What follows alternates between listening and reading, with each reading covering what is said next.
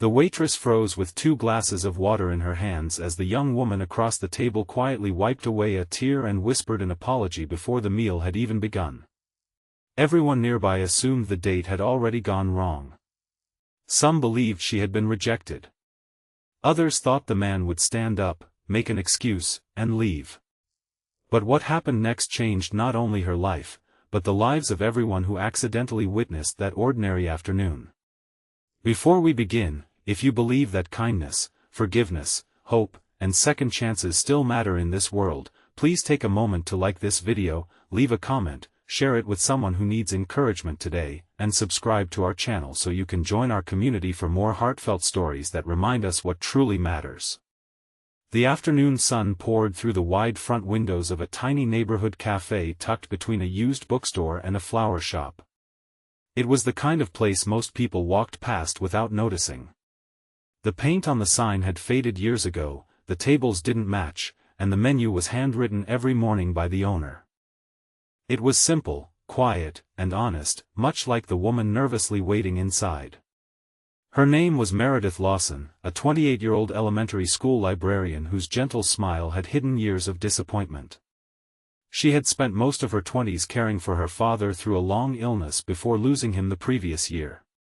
While many of her friends were getting married, buying homes, and traveling across the world, Meredith had been balancing hospital visits, overdue bills, and endless worry. After her father's passing, she found herself trying to rebuild a life she barely recognized. Across town, Graham Whitmore had rebuilt his own life after a different kind of loss. At 32, he worked as a civil engineer, but success had never erased the loneliness left behind after ending a relationship that had taught him how painful it was to be valued more for his salary than for his character. Since then, he had quietly promised himself that if he ever fell in love again, it would be with someone who saw people instead of appearances. They met through a community volunteer project that restored old public libraries. Over several weekends, they spent hours sorting donated books, laughing over forgotten notes hidden inside old novels, and sharing stories that somehow felt safe with each other. Neither one tried to impress the other. Their conversations flowed naturally, built on curiosity instead of performance. When Graham finally asked Meredith to have lunch together, she accepted with excitement that was quickly replaced by anxiety.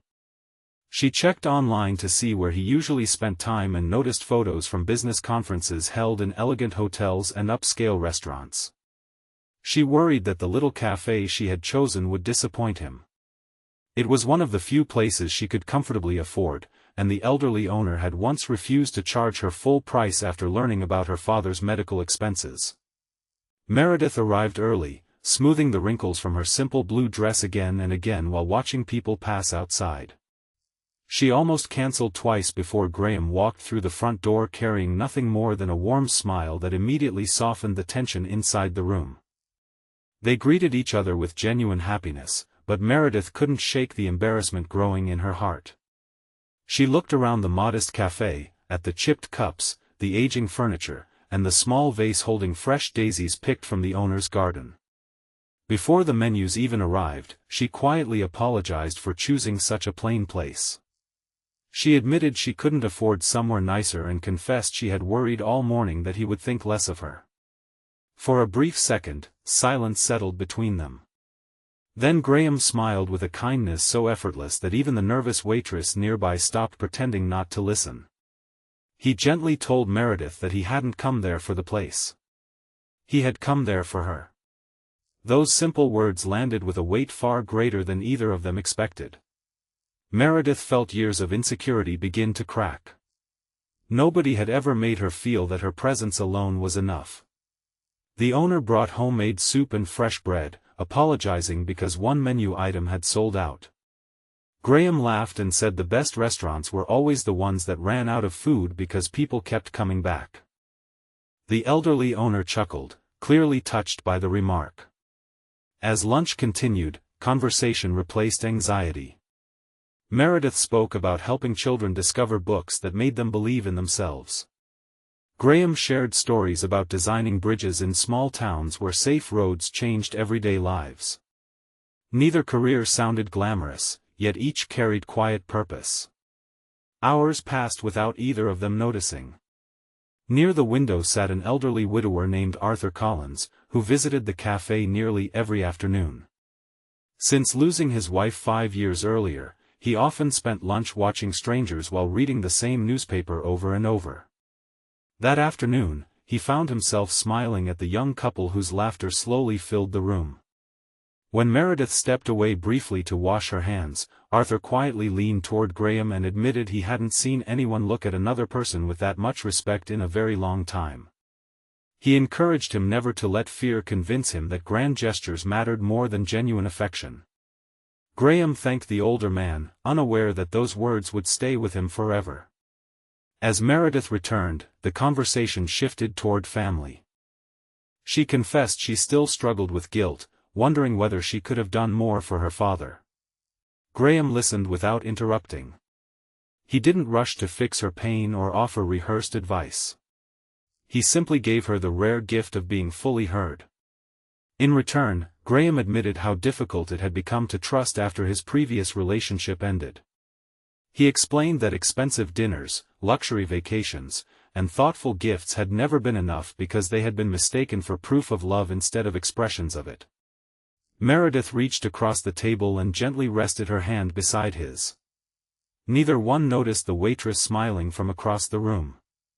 Outside, bright afternoon clouds drifted slowly across the sky while the flower shop owner placed colorful arrangements on the sidewalk. Children laughed as they walked home with parents. The ordinary world continued around them, yet something extraordinary had quietly begun inside that little café. As they prepared to leave, Graham noticed Meredith discreetly calculating the bill before opening her worn wallet. Without making a scene, he simply suggested they split it because first dates should never feel like financial tests. Meredith agreed with visible relief, appreciating that he had protected both her dignity and her independence. The café owner quietly slipped 2 homemade cookies into a paper bag before handing it to them. He explained that every good conversation deserved dessert. They walked through a nearby public park, still bathed in warm afternoon sunlight. They spoke about dreams they had almost abandoned. Meredith admitted she wanted to start a free reading program for children whose families couldn't afford books. Graham confessed he dreamed of renovating neglected community spaces instead of focusing only on profitable commercial projects. Instead of laughing at each other's ambitions, they began imagining ways those dreams could actually happen. Over the following months, their relationship grew not through extravagant vacations or expensive gifts but through shared purpose. Together they organized book drives, community cleanups, and reading afternoons at local shelters. Friends often asked why they seemed happier than couples with far more money. Neither of them had a complicated answer. They simply kept choosing each other. Life, however, rarely allows happiness to grow without testing it. Nearly a year later, Graham received an offer for a prestigious promotion that required relocating across the country. The salary would nearly double his income, but accepting meant leaving behind everything they had built together, including Meredith's reading program, which had already reached hundreds of children. The opportunity seemed impossible to ignore. Meredith insisted she would support whichever decision made him happiest, yet deep inside she feared losing both the man she loved and the life they had slowly created. For several difficult afternoons, uncertainty replaced laughter. Then Graham returned alone to the same little café where their first date had taken place. The owner recognized him immediately and served the same homemade soup without asking. As Graham sat quietly, Arthur Collins happened to walk in again. The elderly widower smiled with surprise before joining him. They spoke for over an hour.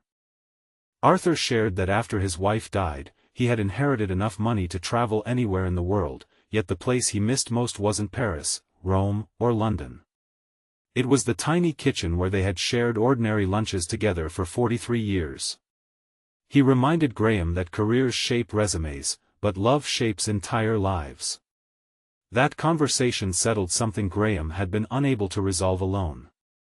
Instead of accepting the promotion, he proposed a different idea to his company. He offered to remain where he was while leading regional community infrastructure projects that combined engineering with neighborhood development. It paid less than the relocation offer, but it aligned perfectly with the life he wanted. To his surprise, the company agreed. That afternoon, under the same bright daylight that had witnessed their first date, Graham invited Meredith back to the little café.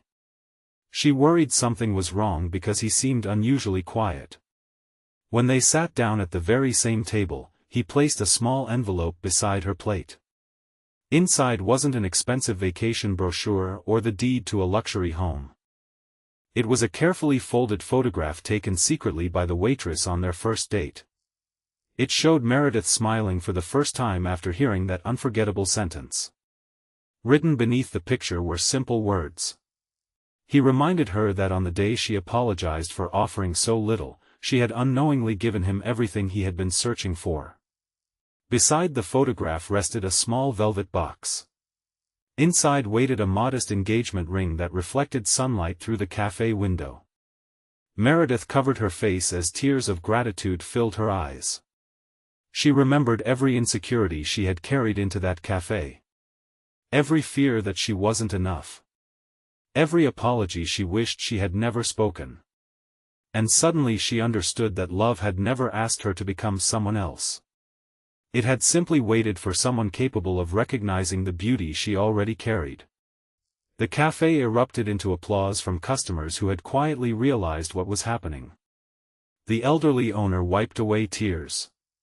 Arthur smiled toward the ceiling, silently thanking his late wife for teaching him what real love looked like. Months later, Meredith's reading program expanded into neighboring towns with Graham helping renovate unused buildings into welcoming community libraries. Their story spread not because it was dramatic, but because it reminded people that extraordinary love often begins in the most ordinary places. Years passed, and whenever young couples asked them for relationship advice, they never talked about expensive rings, luxury vacations, or perfect photographs. They simply smiled and said that the strongest relationships are built when two people stop trying to impress each other and start seeing each other clearly. Before we reach the end of this story, tell us in the comments, have you ever experienced a moment when someone's kindness mattered more than money or appearances? Your words may encourage someone who needs hope today. Meredith often returned to that little cafe, not because it was famous, but because it reminded her that the greatest turning point in her life had begun with an apology she never needed to make and a sentence she would never forget. She had walked through those doors believing she wasn't enough, and she walked out knowing that genuine love doesn't measure the value of a place, a paycheck, or a polished image. It measures the heart willing to sit across the table, listen without judgment, stay through uncertainty, and choose the same person again and again. If this story touched your heart, please like this video, leave a meaningful comment, share it with someone who needs hope today, and subscribe to our channel so you never miss another emotional journey. May we all remember that the most beautiful destinations are not always the grandest places, but the hearts where we are welcomed exactly as we are.